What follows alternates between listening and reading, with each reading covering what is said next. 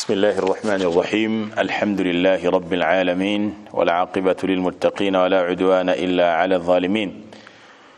وأصلي وأسلم على المبعوث رحمة للعالمين نبينا محمد بن عبد الله وعلى آله وصحبه أجمعين والتابعين لهم بإحسان إلى يوم الدين.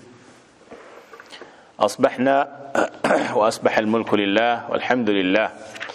الحمد لله الذي أحيانا بعدما أماتنا وإليه النشور. اللهم إنا أصبحنا نشهدك ونشهد حملة عرشك وملائكتك وجميع خلقك أنك أنت الله لا إله إلا أنت وحدك لا شريك لك وأن محمدا عبدك ورسولك. ثم أما بعد, tumerudi tena katika muendelezo wa darasa zetu kila siku ya Alhamisi na Ijumaa baada salati al-fajr huna fi masjidi Rabi'in al-awwal, ambapo tunaendelea kukidurusu kitabu hiki Riyadus Salihin min kalami Sayyidil Mursalin lil-Imam an-Nawawi alayhi rahmatullahi ta'ala. Tulikuwa tunaendelea na mlango wa 234 babu fadli al-jihad, mlango unaozungumzia fadhila ya jihadi katika njia ya Allah azza wa jalla. Takriban zimepita majlisi 6 tukiwa chini ya mlango huu. Kwa hiyo leo insha Allah taala ni majlisi ya 7 tukiwa bado chini ya mlango huu, na leo biidhnil bari tabaraka wa taala tunaanza na hadithi ya 24 sawa na hadithi ya 1308 au 309. Kwa wale ambao wana vitabu wanaweza kufungua. Hadithi ya mwisho tuliyoisoma ni hadithi ya Zaid ibn Khalid radiyallahu anhu. Hapana, inayofuata hadithi ya Abu Umama al-Bahili radiyallahu anhu ilikuwa ndio hadithi ya mwisho. Hadithi ya Abu Umama al-Bahili qala qala Rasulullah sallallahu alayhi wa alihi wa sallam afdalu as-sadaqati dhillu fustatin fi sabilillah wa manihatu khadimin fi sabilillah au taruqatu fahlin fi sabilillah.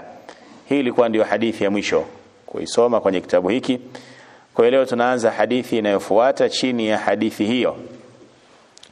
Qala wa an Anas radhiyallahu anhu, wenye vitabu mmeona tulipo mumtaz. Qala wa an Anas radhiyallahu anhu أن فتى من أسلم قال يا رسول الله إني أريد الغزو وليس معي ما أتجهز به. قال ائت فلانا فإنه قد كان تجهز فمرض. فأتاه فقال إن رسول الله صلى الله عليه وآله وسلم يقرئك السلام ويقول أعطني الذي تجهزت به. قال يا فلانة أعطيه الذي كنت تجهزت به ولا تحبسين منه شيئا فوالله لا تحبس منه شيئا فيبارك لك فيه. رواه مسلم. حديث يبكي الإمام مسلم في صحيحه من حديث أنس بن مالك رضي الله عنه. أنا سموليا صحابه يمتكفوا أن فتى من أسلم, kwamba kuna kijana mmoja katika ukoo wa Aslam, jina la familia au ukoo. Qala ya Rasul Allah, aliwahi kumfuata mtume alayhi salatu wassalam akamwambia, ewe mtume wa Allah, inni uridu alghazwa, mimi nataka kushiriki nawe kwenye vita, tutoke pamoja ya Rasul Allah.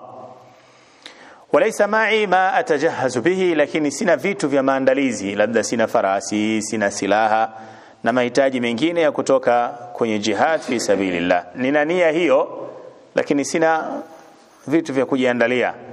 Qal, akasema alayhi salatu wassalam, iti fulanan, nenda kwa fulani. Na huyo fulani taban labda alimtaja kwa jina, na hapa alikutajwa jina lake kwa sababu hata likikosekana la yadhuru alhaditha shay'an, hadithi hii haidhuriki kwa chochote. Iti fulanan, nimwendee fulani, fa innahu qad kana tajahaza famarid, huyo alikuwa ameshajiandaa kwa ajili ya safari, ikatokea akaumwa, kwa hiyo nenda kwake. Maana yake nenda mwambie akupe zile zana alizokuwa anahitaji kuzitumia kwenye vita, kwa sababu yeye hataenda, utumie wewe badala yake. Qala fatahu, huyo bwana akamwendea huyo mtu aliyeelekezwa amwendee na mtume alayhi salatu wassalam. Faqala, akamwambia, inna Rasulullah sallallahu alayhi wa alihi wa sallama yuqri'uka salama, mtume alayhi salatu wassalam anakusalimia. Mtume alayhi salatu wassalam anakusalimia. Wa yaqulu, na anakuambia hivi, ujumbe alionipa, a'tini alladhi tajahhazta bih, nipe kile ulichojiandaa nacho. Kama ulikuwa una mfarasi unamwandaa sijui hiki na hiki katika zana za vitani, mtume alayhi salatu wassalam anasema unipe. Qala, huyu bwana akasema kumwambia mkewe, ya fulana, nidaun liluntha, fulani wa kike, akamuita mkewe taban. Atihi alladhi kuntu tajahhaztu bi, huyu ni mgonjwa labda yuko kitandani, anampa mke maelekezo, ewe fulani, mpe huyu bwana zile zana nilizokuwa nimejiandaa nazo kwa ajili ya kwenda vitani. La tahbisina minhu shay'an, usimnyime chochote katika hivyo vitu, mpe vyote nilivyokuwa nimejiandaa navyo.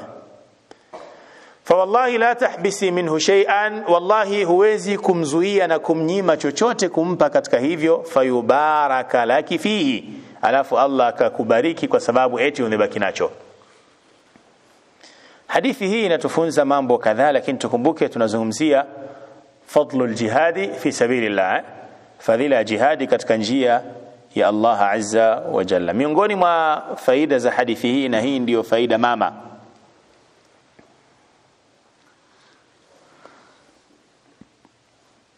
taawunu almuslimina fima bainahum fi i'dadi wasail alqital, waislamu kusaidiana wao kwa wao katika kufanya maandalizi ya vita. Waislamu kusaidiana wao kwa wao katika kufanya maandalizi ya vita. Huyu kapungukiwa na hiki, unacho unampa. Yule kapungukiwa na hiki, unacho unamsaidia.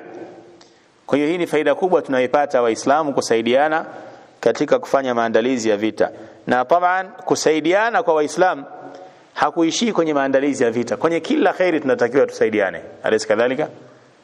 Imamu sio amesoma hapa wataawanu 'alal birri wat taqwa. Ilikuwepo hiyo. Alafu akasema pia wataawanu 'alal ithmi wal 'udwan. Ukataka tusaidiane kote kote. Kwenye khairi tusaidiane, kwenye shari tusaidiane. Wal aya wataawanu 'alal birri wat taqwa wala buldiyo. Wala taawanu 'alal ithmi wal 'udwan. Saidianeni kwenye khairi na ucha Mungu, wala msisaidiane kwenye shari, madhambi pamoja na uadui. Kwa hiyo madamu jihad ni katika mambo ya khairi, fayajuzu lilmuslimina an yataawanu fi dhalik, inafaa na inapendeza waislamu kusaidiana hata katika maandalizi ya jihad.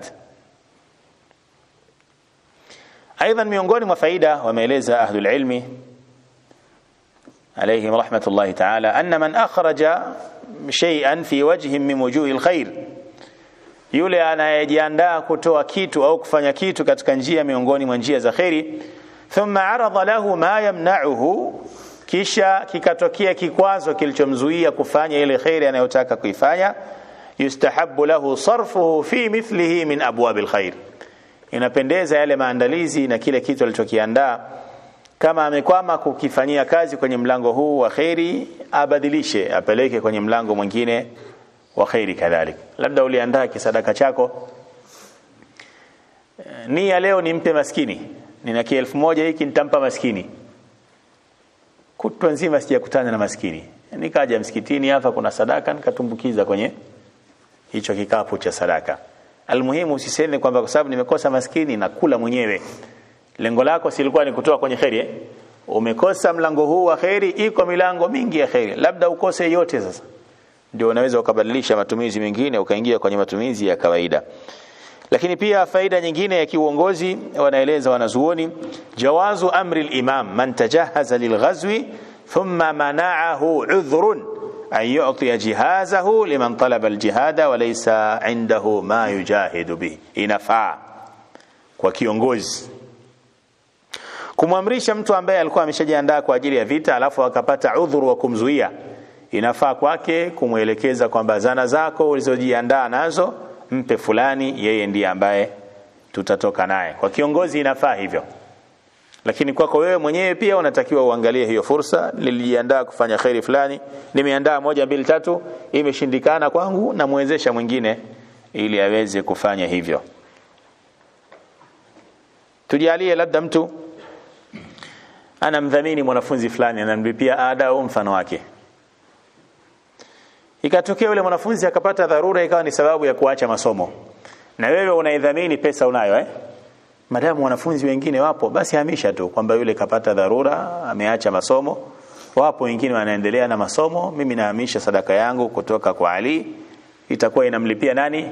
Juma, Uthman, Hussein au ghairi dhalik. Kwa hiyo usiufunge mlango wa khairi ambao ulikuwa umeufungua, na kuna namna huo mlango wa khairi kuendelea. Hapa ukiangalia hadithi, huyu bwana alipokwenda akupeleka salamu za Mtume alayhi salatu wasalam kwa huyo aliyeagizwa amfuate, alisema nini? Inna Rasulullah sallallahu alayhi wasallam yuqri'uka salama, bwana Mtume anakusalimia. Na taban mtu ukifikishiwa salamu na wewe unatakiwa uitikie salamu. Na salamu kuna hii salamu ya kufikishiwa alafu ya kupewa moja kwa moja. Umekutana na mwenzako, assalamu alaykum wa rahmatullah, taban unaitikia wa alaykum assalam wa rahmatullah. Lakini unafikishiwa sasa salamu kutoka kwa mwingine. Tumekutana, nimetoka zangu Singida huko, nikakutana na mjomba wako. Bana mzee fulani ambaye ni mjomba wako anakusalimia. Hivyo hivyo anakusalimia. Salamu hii pia inaitikiwa. Kwamba unasalimiwa na fulani. Naam, inaitikiwa pia. Unaitikiaje? Wanasema wa alayka wa alayhi salamu wa rahmatullahi wa barakatuh. Kwamba nakuitikia wewe na huyo aliyekutuma, nyote na waitikia salamu. Fulani anakusalimia,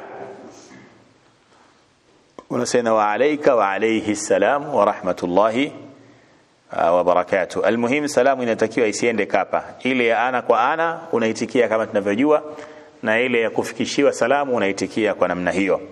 Wa alayka wa alayhi au wa alayha au wa alayhi musallam, inategemea huyo aliyekupa salamu ni nani.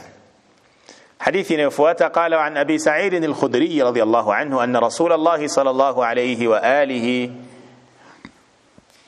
وسلم بعث إلى بني لحيان أو بني لحيان فقال لينبعث من كل رجلين أحدهما والأجر بينهما، رواه مسلم. وفي رواية له ليخرج من كل رجلين رجل، ثم قال للقاعد أيكم خلف الخارج في أهله وماله بخير كان له مثل نصف أجر الخارج.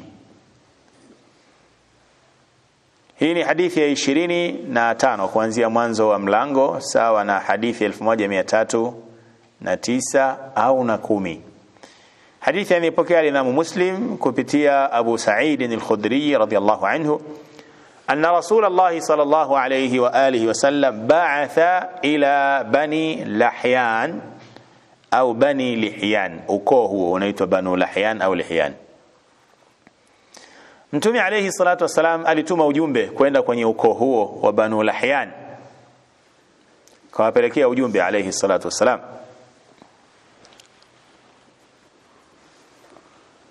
Faqal, akasema kwenye ujumbe wake, لينبعث من كل رجلين أحدهما, kwenye kila watu wawili atoke mmoja kwenda jihad fi sabilillah. Kwenye kila watu wawili atoke mmoja kwenda jihad fi sabilillah.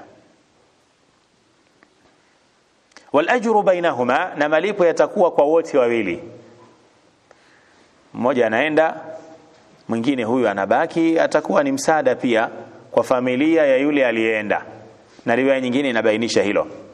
Wa fi riwayatin lahu, na katika riwaya nyingine al-Imam Muslim inasema hivi, liyakhruj min kulli rajulain rajulun, kwenye kila watu wawili atoke mmoja. Thumma qala lilqa'idi, kisha akasema ujumbe huu unamhusu yule anayebaki. Maana kwenye 10 mtatoka 5. Thumma qala lilqa'idi, kisha akasema kwa yule anayebaki, ayyukum khalafa al-kharij fi ahlihi wa malihi bi khairin, yoyote kati yenu ambaye atakuwa ni msimamizi wa huyu aliyetoka kwenye familia yake na mali yake, bi khairin, akawa anasimamia kwa khairi, kwa namna nzuri, ayyukum, yoyote, khalafa al-kharija fi ahlihi wa malihi bi khair, ambaye atamsimamia huyu aliyetoka kwenye mali yake na familia yake kwa khairi, kana lahu mithlu nisfi ajri al-khariji, atapata malipo nusu ya malipo anayopata yule aliyetoka. Dimana huyu aliyetoka mujahidan fi sabilillah, yeye atapata malipo ya jihadi kamil biniyatihi wa ikhlasi, na yule ambaye anebaki lakini akawa na msaada kwa familia yule aliyetoka kwenye mali yake, ulinzi na mfano wake, naye atalipwa nusu ya malipo ya yule aliyetoka mujahidan fi sabilillah.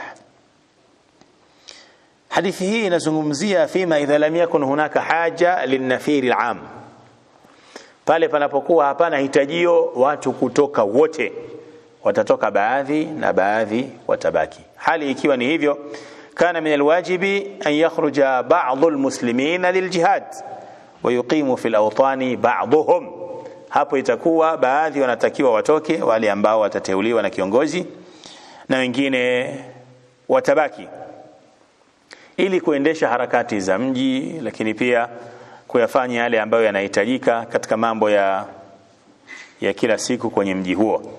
Aidan, miongoni mwa faida tunazopata kwenye hadithi hii, anna man khalafa al-ghazi fi ahlihi wa malihi bi khair falahu nisfu ajri al-ghazi min ghairi an yanqusa min ajrihi shay. Falahu nisfu ajri al-ghazi, yoyote ambaye atakuwa msimamizi mzuri wa mali ya aliyekwenda jihad na ataiangalia vizuri pia familia yake, basi Mtume alayhi salatu wasallam ameahidi kuwa huyu atapata nusu ya malipo anayopata aliyotoka muhajiran fi sabilillah. Taban hii inaonyesha fadhila ya jihadi, lakini kadhalika inaonyesha fadhila ya kutoa msaada kwa yule ambaye anakwenda jihad, hata katika kusimamia mali yake, maisha yake ya uzalishaji yaendelee, kama ana biashara yake ukaendelea kumsimamia yeye akiwa yuko huko, na baadhi ya mambo yanayohitajika kwenye familia yake kadhalika ukimsimamia, taban kwa khairi, sio kwa khiana na ubaya. Kwa khiana na ubaya unaingia kwenye dhambi, lakini ukitoa msaada kwa khairi, hakika utakuwa na nusu ya ujira ya huyu aliyetoka mujahidan fi sabilillah. Kwa hiyo hadithi hii inahimiza kwamba aliyekosa fursa hii ya kutoka asipoteze fursa hii ya kutoa msaada kwenye familia na ulinzi kwenye mali ya yule aliyetoka fi sabilillah. Qala wa anil Bara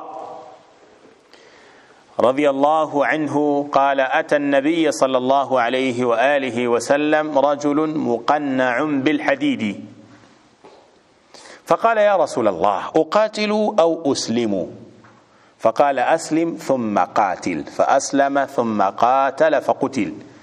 فقال رسول الله صلى الله عليه وآله وسلم عمل قليلا وأجر كثيرا، متفق عليه، وهذا لفظ البخاري رحمه الله تعالى. هنا حديث 26 من أول الباب، سواء حديث 1310 أو 11. حديثي نسمليوا نا البراء ابن عازب رضي الله عنه، na hadithi ni muttafaqun alayhi, anayepokea Imam al-Bukhari na Muslim, na lafdhi iliyotajwa hapa ipo kwenye sahihu al-Bukhari. Anasema Bara radiyallahu anhu, ata an-nabiy sallallahu alayhi wa alihi wa sallam rajulun muqanna'un bil hadid. Aliwahi kuja kwa Mtume alayhi salatu wasalam mtu mmoja ambaye alikuwa amefinikwa na vyuma, yani ameshajiandaa kivita, amevaa ngao zile za vyuma kumkinga mwili wake. Muqanna' yani mughatta. Muqanna'un bil hadid maanahu mughatta bisilah. Kwa maana hiyo yeye mwenyewe kafinikwa na silaha, ana maandalizi. Si mnajua makomando wanavyokuwa hapa, sio ana kichupa cha maji huko, ana bastola nyuma, sio ana kitu gani. Hiyo ndio maana yake ya muqanna'un bil hadid, tayari ameshavaa silaha kwa ajili ya kushiriki vita. Katika silaha kuna silaha za kushambulia, kuna silaha za kujikinga. Kwa hiyo huyu bwana amekuja kwa Mtume alayhi salatu wasallam akiwa katika hali hiyo, yuko tayari kwa ajili ya kuingia kwenye uwanja wa vita. Faqala, akasema huyu bwana inasemekana ni Asram ibn Abd al-Ashhal, wallahu a'lam. Na Mtume alayhi salatu wasalam baada ya kuslimu alimbadilisha jina akamuita Zur'a. Kwa hiyo alikuja kwa Mtume alayhi salatu wasalam akiwa na hali hiyo. Faqala, akasema ya Rasulullah, ewe Mtume wa Allah, uqatil au uslimu, je, niingie kwenye vita au nislimu kwanza? Maana yake alikuwa bado si Muislamu, lakini ana raghba kupigana fi sabilillah. Kwa hiyo anamuuliza Mtume, la kutanguliza hapa ni lipi? Kuna vita mbele yetu na mimi bado sijaslimu, uqatilu au uslimu, nipigane au nislimu kwanza? Faqala, akasema Mtume, aslim thumma qatil, silimu kwanza alafu ndio ingie kwenye nini? Kwenye vita, kwenye jihad fi sabilillah. Fa aslama, yule bwana kweli akaslimu, ashhadu an la ilaha illa Allah wa ashhadu anna Muhammadan rasulullah. Thumma qatal, kisha akapigana katika uwanja wa vita. Faqutil, akauawa. Yani ameslimu tu, vita mbele yake, akaingia vitani, kapigana, akafa kwenye vita hiyo hiyo. Faqala Rasulullah sallallahu alayhi wa alihi wasallam, bwana Mtume akasema alayhi salatu wassalam, amila qalilan wa ujira kathiran, amefanya kitu kidogo lakini amelipwa malipo makubwa sana. Yani huyu kaslimu na khairi aliyofanya ni jihadi tu. Inawezekana hajawahi kuswali hata swala moja maskini. Makaslimu mbele yake ni jihad, akaingia kwenye hiyo jihad akafariki. Kwa hiyo alichofanya ni kidogo ukilinganisha na wengine, lakini malipo yake ni makubwa kwa sababu atapata malipo ya shahidi, na malipo ya shahidi nini? Janna. Farihina bima atahum Allah min fadli. Ahlul aljihad alladhina matu mujahidin fi sabilillah, kama Allah anatuambia ndani ya Qur'an. Msidhani kwamba waliokufa katika njia ya Mwenyezi Mungu ni maiti, bal ahya'un 'inda rabbihim yurzaqun farihina bima atahum Allah min fadli wastabshiruna bil ladina lam yalhaqu bihim min khalfihim alla khawfun 'alayhim wala hum yahzanun ila akhir al ayat. Kwa hiyo huyu bwana amila qalilan, anafanya kidogo sana, maana ni hii jihadi moja aliyoshiriki, wa ujira kathiran, na akalipwa malipo makubwa mengi. Hadithi hii inatupa faida kadhaa. Miongoni mwa hizo, anna al-a'mala salihah la yu'taddu biha illa ba'da al-islam, matendo mema hayazingatiwi mbele ya Allah katika mizani ya malipo isipokuwa baada ya Uislamu. Yani fanya unachofanya katika mambo ya khairi, lakini kama wewe si Muislam, waqadimna ila ma amilu min amalin faj'alnahu haba'an manthura, kama kuna kitu utalipwa fi hadhi dunya mbele ya Allah, bilash, hakuna utakacho ambulia. Lakini kana mtu kafanya khairi alafu akaslimu, akawa Muislamu mzuri kabisa, Allah anamlipa kwa zile khairi alizofanya hata kabla ya Uislamu. Lakini mtu anayefanya khairi akafa bila ya iman, huyu hana jazaa mbele ya Allah azza wa jalla. Wal adilla fi dhalika kathira, dalili ni nyingi, tumeisoma aya hii. Lakini pia imekuja kwenye hadithi ya Bi Aisha radhiyallahu anha, aliwahi kumuuliza Mtume alayhi salatu wasalam, ya Rasulullah, ewe Mtume wa Allah, ibn Jud'an, kuna bwana alikuwa anaitwa Abdullah ibn Jud'an, alikuwa mkarimu sana huyu wakati huo wa Mtume alayhi salatu wasalam. Bi Aisha anamuuliza Mtume, ya Rasulullah, ibn Jud'an huyu, unajua ukarimu wake, roho nzuri aliyokuwa nayo, huyu itakuwaje siku ya kiyama? Bwana Mtume akasema hamna kitu huyu siku ya kiyama, kwa sababu hajawahi kutamka hata siku moja kusema rabbi ighfir li khati'ati yawm ad-din, yani hajawahi kuwa Muislamu. Kwa hiyo ukarimu wake, ule wema wake ni hapa duniani tu, madamu amekufa bila ya shahada, hana atakachoambulia يوم القيامه. Kwa hiyo huyu bwana ndio maana Mtume alayhi salatu wasallam akamwambia slimu kwanza alafu ndio ingie kwenye vita, kwa sababu inawezekana kweli ukapigana alafu usitoke salama, ukafa ile hali bado si Muislamu. Kwa hiyo slimu alafu ingia kwenye hiyo khairi. Kwa hiyo hii inaonyesha kwamba matendo mema hayazingatiwi kwenye malipo ya thawabu يوم القيامه isipokuwa baada ya Uislamu. Wa anna al-islama yajubu ma kana qablahu min al-a'mal, na kwamba Uislamu unafuta yale matendo machafu ambayo mtu aliwahi kuyafanya kabla ya Uislamu. Na imekuja wazi kwenye hadithi kadhaa, Mtume alayhi salatu wasallam anasema ama alimta anna al-islam yahdimu ma kana qablahu. Anamwambia sahaba aliyetaka kuslimu na kuweka sharti kwamba lazima asamehewe madhambi yake, akamwambia kwani hujui kuwa mtu akislimu inakuwa ni sababu ya kufutiwa yote aliyofanya kabla al-islam. Kwa hiyo kabla ya kuhimiza watu kufanya khairi, wale ambao si waislamu tu wahimize kwanza waingie kwenye uislamu ili khairi zao zipate malipo na thawabu mbele ya Allah. Aidha min alfawaid fadlu ash-shahada fi sabilillah wa kabiri ajriha inda Allah ta'ala, fadhila za kufa shahidi kwenye njia ya Allah azza wa jalla na malipo makubwa aliyoandaliwa na Allah, na hadithi kadhaa zimetangulia zikieleza baadhi ya malipo. Aidan min alfawaid, miongoni mwa faida, anna al-a'mala bil khawatim, amali zetu zinazingatiwa mwisho. Utamalizaje? Ni faida muhimu sana hii. Naona huyu bwana alikuwa muislamu, alikuwa sio muislamu muda mrefu, amekuja kuslimu ndani ya muda mfupi akaingia kwenye jihadi akafariki. Mtume akatoa bishara hii, amila qalilan wa ujira kathiran, huyu amefanya kidogo lakini malipo yake ni makubwa kwa sababu amemaliza vizuri. Kwa hiyo ni vyema sana nasi tukamwomba Allah azza wa jalla atujalie husna al-khatima, mwisho mzuri. Na mwisho mzuri ni kitu cha maana sana. Tumehimizwa ndani ya Qur'an tutafute mwisho mzuri. Ya ayyuhalladhina amanu taqullaha haqqa tuqatih wa la tamutunna illa wa antum muslimun, wa la tamutunna illa wa antum muslimun. Hiki kichwa pia hakiko salama kilivyokaa. Hayo mapozi tunayajua yote. Wala tamutunna illa wa antum muslimun, enyi mlioamini mcheni Allah haki ya kumcha na wala msife isipokuwa mfe mkiwa waislamu. Maana unahimizwa kuupata mwisho mwema, na mwisho mwema unapatikana kwa namna kadhaa. Miongoni mwa hizo ni kudumu katika amali njema.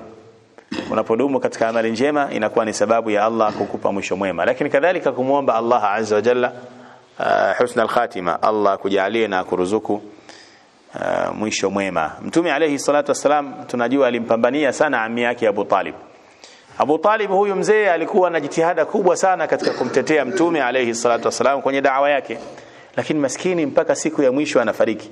Mtume kamngangania, ewe ammi yangu sema la ilaha illa Allah ili huyu mzee aipate husna al-khatima. Ukisema la ilaha illa Allah nitakutetea mimi mbele ya Allah. Na huku kina Abu Jahli sijui kina nani wanamwambia mzee, ujana wako wote unimaliza ukiwa na sisi, leo unataka kuharibikia ukubwani mzee, nataka kumfuata bwana mdogo kwenye utu uzima namna hii.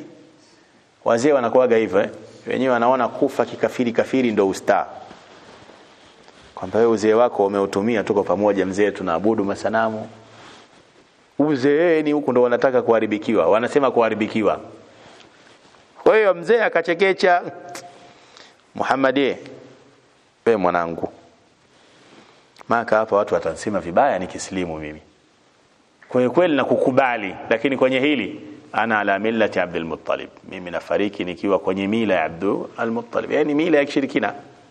Kweli akafariki. Mtume alayhi salatu wasalam ilimuuma sana, lakini mwisho wa siku innaka la tahdi man ahbabta. Allah ana hikma nyingi sana kwenye tukio hili. Allah ana hikma nyingi, ikiwa ni pamoja na hikma hii kwamba hidayah inatoka kwa nani? Kwa Allah. Wewe kazi yako ni kubainisha tu, lakini mtu kuikubali dini na kuslimu si kazi ya yoyote baina yetu, ni kazi ya Allah azza wa jalla. Almuhim katika vitu vya thamani kwenye maisha ya Muislam ni mwisho mwema. Tunamwomba Allah azza wa jalla atujalie mwisho mwema. Leo tutaishia hapa, kesho biidhnil bari tabaraka wa taala tutaanza hadithi inayofuatia ya 1311 insha Allah taala. Subhanakallahumma bihamdik ashhadu an la ilaha illa anta astaghfiruka wa atubu ilaik. Wassalamu alaykum wa rahmatullahi wa barakatuh.